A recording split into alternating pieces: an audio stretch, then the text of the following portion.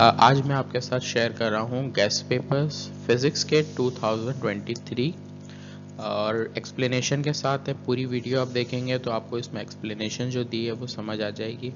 PDF file मैंने description में इसमें डाल दी है, लेकिन आपको वीडियो देखना ज़रूरी बनेगा, क्योंकि अगर वीडियो देखोगे तो आपको एक्सप्लेनेशन समझ आएगा कौन से टॉपिक कितने इंपॉर्टेंट है, किन किन टॉपिक को हमें कवर करना है, किन टॉपिक को हमें शॉर्ट में कवर करना है। तो ये सारी चीज़ें हैं। अगर आपको इससे रिलेटेड कुछ भी पूछना हो, मेरा कॉन्टैक्ट नंबर है। मेरे यूट्यूब चैनल को आप लाइक और सब्सक्राइब कर लें तो मुझे भी इसके अप्रिसिएशन मिलती जाए, और बाकी और सब्जेक्ट्स के भी मैं इंशाल्लाह अपलोड कर दूंगा कुछ ही दिन के अंदर। बाकी सब्जेक्ट के भी आप वीडियोस में जाके उसकी डिस्क्रिप्शन अच्छे से देख लें, समझ लें और उसकी फाइल डाउनलोड कर लें। इंशाल्लाह हो जाएगी और बोर्ड में इंशाल्लाह अच्छे मार्क्स आ जाएंगे। सो हम शुरू करते हैं chapter number 10 general waves properties से। शॉर्ट क्वेश्चन आंसर्स है इसके, डिफाइन वाले हैं, डेफिनेशन में है। डेफिनेशन बहुत ज़्यादा पेपर में नहीं आती हैं, शॉर्ट में आ जाती हैं या एमसीक्यूज में आ जाती है। तो डेफिनेशन वाले सवाल ज़रूरी नहीं आप सारे करो। डेफिनेशन ऐसा है, स्टूडेंट लेवल पे अगर मैं बात करूँ तो बच्चे भूल जाते हैं, जंबल हो जाती है, एक डेफिनेशन याद करते हैं, दूसरी करते हैं, तीसरी करते हैं, लेकिन भूल जाते हैं, तो वो थोड़ा सा इशू रहता है बच्चों के लिए। तो डिफरेंशिएट बिटवीन है ट्रांसवर्स वेव, लॉन्गिट्यूडनल वेव, बहुत इंपॉर्टेंट सवाल है। मैकेनिकल एंड इलेक्ट्रोमैग्नेटिक वेव बहुत ज़्यादा इंपॉर्टेंट है डिफरेंशिएट बिटवीन में। फिर हमारे पास है damp system, damp oscillation, average सवाल बहुत ज़्यादा इंपॉर्टेंट में नहीं है। Define wavelength, wave speed, derive formula v is equal to F lambda, बहुत इंपॉर्टेंट सवाल में से एक है शॉर्ट के लिए।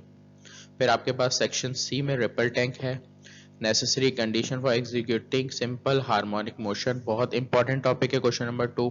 उसके बाद है what are the force acting on simple pendulum, ये भी एक इंपॉर्टेंट सवाल में से है। Right, with the help of diagram explain simple harmonic and the ball and blow bowl system, important नहीं है लेकिन ये एवरेज वाले क्वेश्चन 2 और 3 बहुत इंपॉर्टेंट है इसमें।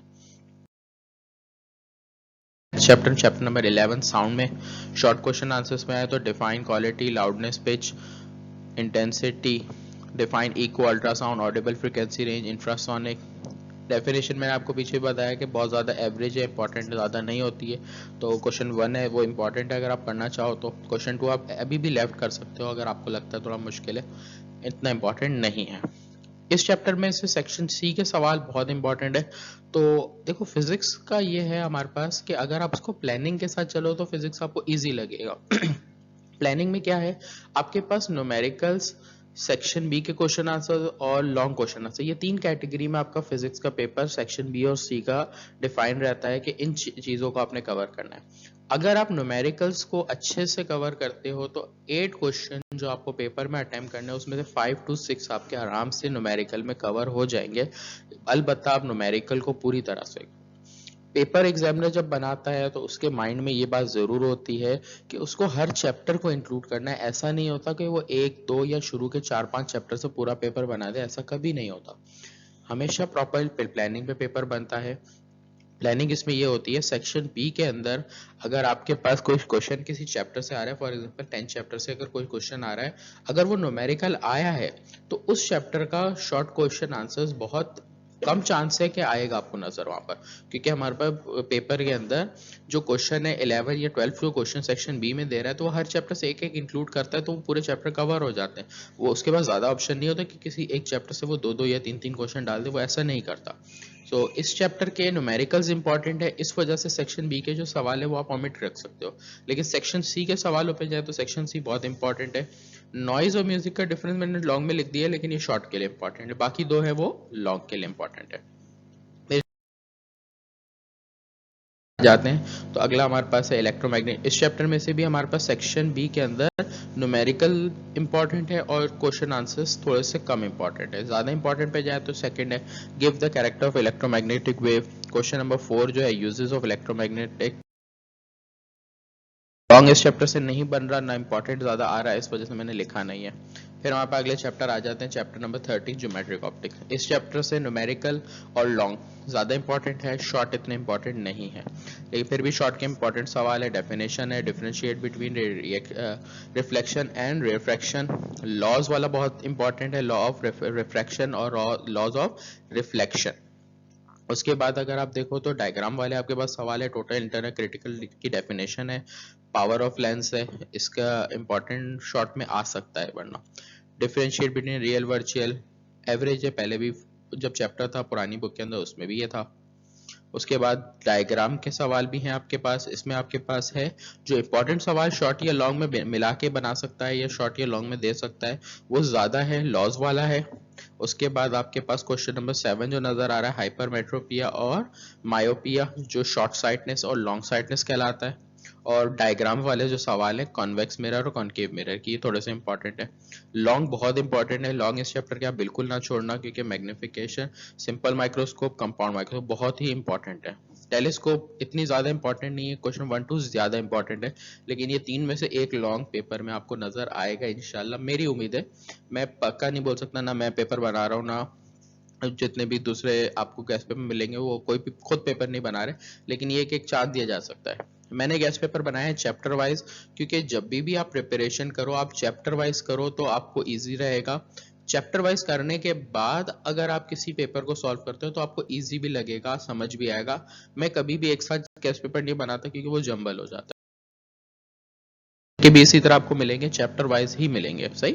और पीडीएफ फाइल है वो प्रिंटेबल फॉर्म है, बहुत ज़्यादा समराइज किया है। बहुत सारे मैंने गैस पेपर देखे उसमें एक ही सब्जेक्ट है, उसके 5-5, 6-6 पेपर में गैस पेपर जा रहा है, तो इतना बड़ा बनाने का फ़ायदा नहीं है। प्रिंटेबल फॉर्म है, प्रिंटिंग चार्जेस हैं बहुत महंगे पड़ जाते हैं, हर किसी के पास प्रिंट अवेलेबल नहीं होता, तो बहुत इसमें समराइज करके मैंने लिखा हुआ है, 1, 2 या 3 पेपर के अंदर इसको वाइंड अप किया है, बहुत ज्यादा इसको डिटेल नहीं किया। नोट्स वगैरह सब मेरे पास अवेलेबल है, अगर किसी को पीडीएफ फॉर्म में नोट्स चाहिए तो वो मुझे मैसेज कर दे, फ्री ऑफ कॉस्ट में दे दूंगा। मैं एक काम कर लेता हूँ, आपको डिस्क्रिप्शन में इसके नोट्स भी पीडीएफ में डाल देता हूँ, जो नॉन प्रिंटेबल फाइल है। देखिए कुछ चीजें मेहनत लगती, अगर आपको प्रिंटेबल फाइल चाहिए तो भले आप मुझे व्हाट्सएप करके ले लें, लेकिन यहाँ पर मैं नॉन प्रिंटेबल फाइल दे रहा हूँ। कलर बैकग्राउंड है, उसको भी आप प्रिंट करा सकते हो, ऐसा नहीं है, लेकिन कलर बैकग्राउंड है उसमें, तो वो आपके प्रिंटिंग कॉस्ट और बढ़ जाती है। आप उसको भी प्रिंट करवा सकते हो, लेकिन अगर नॉन प्रिंटेबल फॉर्म चाहिए तो उसके लिए आपको मुझे कांटेक्ट करना पड़ेगा। आपके पास है डिफाइन इलेक्ट्रोस्टैटिक, इस चैप्टर से भी न्यूमेरिकल ज्यादा इंपॉर्टेंट है, शॉर्ट में इतना इंपॉर्टेंट नहीं है, शॉर्ट के सवाल फिर भी दिए हुए हैं। जो इंपॉर्टेंट सवाल इसमें है क्वेश्चन नंबर 6-7 ज्यादा इंपॉर्टेंट है, लॉन्ग इस चैप्टर का बहुत इंपॉर्टेंट है, जितने भी लॉन्ग लिख रहा हूँ ये सारे के सारे ही इंपॉर्टेंट है, जिसमें से ज्यादा इंपॉर्टेंट है question number 2, question 4 and 5, parallel series combination और कैपेसिटर का पैरेलल और सीरीज। चैप्टर नंबर 14 में से 4-5 लॉन्ग है, इसके बाद नेक्स्ट चैप्टर में भी आपके पास इसी तरह पैरेलल और सीरीज है, वहां रेजिस्टेंस है या कैपेसिटर है। ये चार में से कोई एक सवाल आपको पेपर में चांस से नजर आएगा, तकरीबन सेम है इनकी डेरिवेशन, लेकिन इंपॉर्टेंट है। फिर आपके पास है नेक्स्ट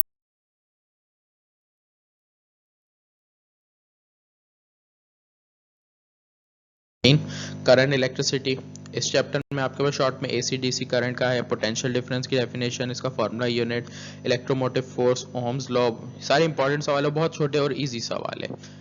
उसके बाद moving coil galvanometer, question number 8-9, ये भी बहुत इंपॉर्टेंट सवालों में से है जो पहले भी बुक में आते थे। मैंने आपको जैसे बताया पीछे डेरिवेशन है रेजिस्टेंस की, इक्विवेलेंट रेजिस्टेंस की, पैरेलल और सीरीज कॉम्बिनेशन, दोनों में से ये और पिछले कैपेसिटर, इन चार में से कोई एक आने का चांस है, तो चारों आपने अच्छे से प्रैक्टिस करनी है। उसके बाद है हमारे पास 16 चैप्टर, इन चैप्टर में से हमारे पास क्या है, थ्योरीज है, इन चैप्टर में न्यूमेरिकल इतने नहीं है। तो मैग्नेटिक इस चैप्टर में 16 में न्यूमेरिकल है, 16 के बाद 17-18 में नहीं है, एक चैप्टर में लास्ट में न्यूमेरिकल है, हाफ लाइफ के और न्यूक्लियर रेडिएशन वाले।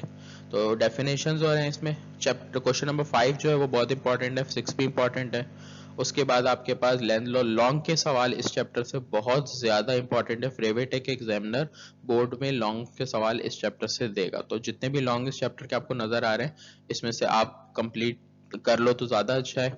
और भी अगर इसमें से इंपॉर्टेंट देखना चाहो तो जो हमारे पास क्वेश्चन नंबर 1 आ रहा है, क्वेश्चन 5 आ रहा है और क्वेश्चन नंबर 4 आ रहा है, ये ज्यादा इंपॉर्टेंट है। उसके बाद chapter number 17 introduction of electronics, differentiate between analog digital computer, cathode ray, uses of ORC, उसके बाद uses of logical gates, what do you know about operation of digital, ये शॉर्ट में लास्ट भी आएगा। ये ट्रुथ टेबल बहुत easy है, अगर आपने जिस भी टीचर के पास पढ़े हो, जहाँ भी पढ़े हो, स्कूल में पढ़े, आपको समझाए गए होंगे। तो ये सारे ट्रुथ टेबल में से आपने कंप्यूटर में भी पढ़े हुए हैं, मैट्रिक कंप्यूटर के अंदर ये सारे हैं जो कंप्यूटर के स्टूडेंट है। बायो वालों को थोड़ा सा डिफिकल्ट होगा, लेकिन बहुत इजी। इनमें से कोई एक लॉजिकल गेट का लास्ट में पेपर में आएगा, सारे सिमिलर है अगर आप समझ लो तो। फिर आपके पास है cathode ray oscillation, electron in gun और deflection of electron by electric field. इनमें से भी एक लॉन्ग लाजमी आएगा, चांस है, लाजमी नहीं बोल सकता लेकिन चांस है, सही। उसके बाद है चैप्टर 18 में हमारे पास information and communication technology. Short के लिए ज्यादा इंपॉर्टेंट है, लॉन्ग में चांस कम है चैप्टर में से कोई सवाल। एग्जामिनर ऐसा भी कर सकता है, शॉर्ट के 2-3 सवालों को मिक्स करके एक लॉन्ग बना सकता है, सही। तो ये जो इंपॉर्टेंट सवाल आपके सामने आ रहे थे चैप्टर नंबर 18 के, चैप्टर नंबर 19 है, ये भी शॉर्ट के लिए इंपॉर्टेंट है। रदरफोर्ड पोस्टुलेट्स हो गया आपके पास, डिफाइन न्यूक्लियर फिजिक्स। और इस चैप्टर के छोटे से कम सवाल है और एक सवाल आने का चांस है इसमें से, सही है। Chapter number 20 short question answers पे देखें तो बाइंडिंग एनर्जी डेफिनेशन वाले हैं, अल्फा डी के, ये बहुत इंपॉर्टेंट सवाल है। क्वेश्चन नंबर 2 और question number 3 beta beta give it general equation with example.